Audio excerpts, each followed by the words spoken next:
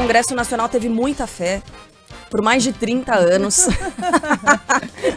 E ontem passou, pelo Senado. E depois de passar pelo Senado, a PEC da reforma tributária, que busca simplificar o sistema de impostos no Brasil, vai voltar à Câmara dos Deputados. Ontem, com placar apertado, a proposta foi aprovada por 53 votos a favor e 24 contrários nos 2 turnos da votação.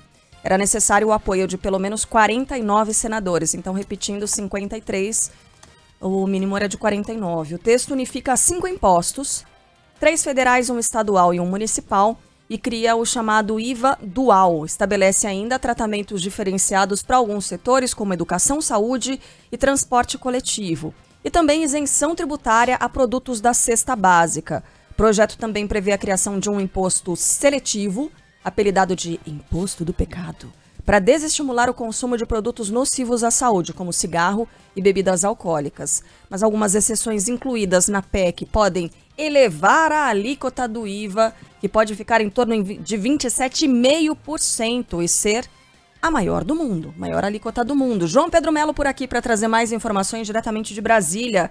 Bom dia, JP. Oi, Carlinha, bom dia para você, para todo mundo que está nos acompanhando. Pois é, a gente pode dizer que foi muita fé mesmo, viu? Mais de 30 anos aí de tramitação. Agora está aprovada essa reforma tributária que vai voltar para a Câmara dos Deputados, porque teve uma série de alterações no Senado Federal. Foram 53 votos dos 49 necessários, uma votação um tanto quanto apertada, se considerarmos que o governo esperava ter 60 votos, e agora ela voltará então para as mãos dos deputados, precisa de mais negociação, exatamente por conta dessas alterações. Quais são os destaques analisados?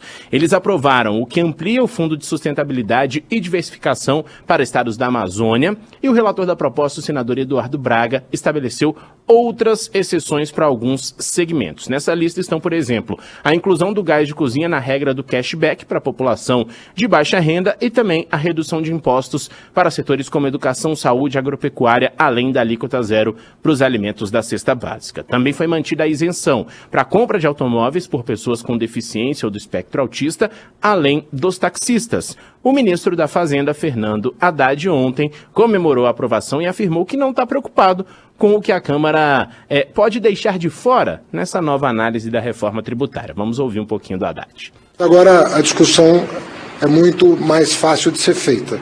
É incorporar ou não e poder promulgar.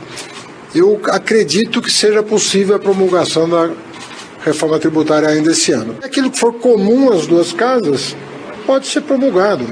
E o que não for comum fica para uma outra oportunidade. Isso já aconteceu no passado, né? Mas eu penso que a espinha dorsal, ela tá ali. Tá aí, feliz da vida o ministro Fernando Haddad, né? Bem diferente da semana passada, quando tratou sobre as questões relacionadas à meta zero. Bom, essa reforma tributária prevê a substituição de 5 tributos pelo imposto sobre valor agregado. Ele vai ser dividido em 2, por isso chamado de IVA dual, um federal e outro para estados e municípios. A alíquota desse IVA ainda não foi definida. A estimativa é de que fique em torno de 27,5%, comentávamos ontem, que seria a maior do mundo. Após a aprovação em plenário, o presidente do Senado, Rodrigo Pacheco, reforçou a importância desse texto para a economia brasileira. Não se trata apenas de uma redução na quantidade, mas de uma mudança qualitativa dos tributos brasileiros. O IBS e a CBS, tributos com vocação arrecadatória, vão funcionar dentro de um regramento construído de maneira harmonizada. E o imposto seletivo terá função extrafiscal, funcionando para estabelecer uma tributação adequada em relação aos bens nocivos à saúde ou prejudiciais ao meio ambiente. A transparência do novo sistema tem ainda o potencial de alavancar a atração de investimentos estrangeiros, de modo a impulsionar o desenvolvimento econômico e a criação de empregos no Brasil. Bom, pessoal, o presidente da Câmara, Arthur Lira, também comentou essa aprovação, disse que a intenção dele é votar e promulgar esse texto ainda nesse ano, ou seja, mostrando que está ali do lado do governo e que tem interesse, de fato, com essa matéria, como era a previsão do Palácio do Planalto. Bom, passou o cashback, né? Entre muitas coisas, porque a gente tem tantos aspectos a abordar nessa reforma, passou o cashback naqueles itens de cesta básica, foi isso? JP, explica pra gente exatamente como deve funcionar. Foi isso, Sheila. O que é essa questão, né? É uma cesta básica nacional de alimentos, ela está isenta de tributos. Com isso, essas alíquotas previstas para os IVAs, tanto federal e estadual, serão reduzidas a zero para esses produtos. Produtos da cesta básica, arroz, feijão, entre outros. Segundo a PEC, vai caber aí uma lei complementar para definir quais serão de fato esses produtos destinados à alimentação humana que vão fazer parte dessa cesta, né? Essa cesta básica. O senador Eduardo Braga também manteve a possibilidade de uma criação futura por meio de uma lei complementar dessa questão do cashback. Por quê? Já tinham alguns alimentos definidos, como eu falei, arroz, feijão, entre outros, mas podem entrar mais alimentos através dessa lei complementar. O que esse mecanismo prevê? A devolução de impostos para um público determinado com o objetivo de reduzir as desigualdades de renda.